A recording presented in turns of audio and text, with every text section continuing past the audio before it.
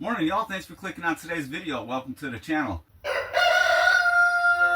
Learning, which is of course one of our core principles, can come from a variety of sources, but we'll get back to that in a second, because something else you're going to get a lot of is how do you know, which could be a fair enough question if it wasn't asked in a condescending manner, because sometimes that can't be answered. We just pick stuff up along the way with no definitive origin. On the other hand, sometimes we know exactly where we learned it from. A high percentage of what we are came from being around our parents or other mentors during the course of growing up. Maybe learned one or two things in school. Now, the last thing that I remember learning in school was how to write cursive handwriting in third grade, because whether you believe in the education system or not is a different question. The fact is, they can only teach as fast as the slowest student.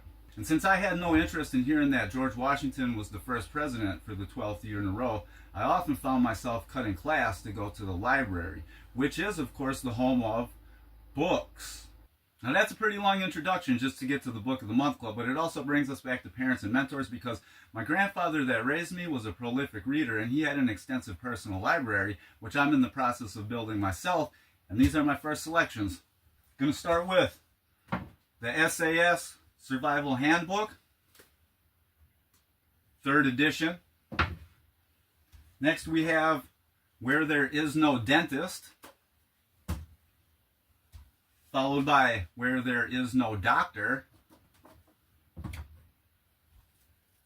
The Amish Ways, The Forgotten Home Apothecary. The author of this book was also on the survival show Alone. And finally, Navy SEAL's Bug-In Guide.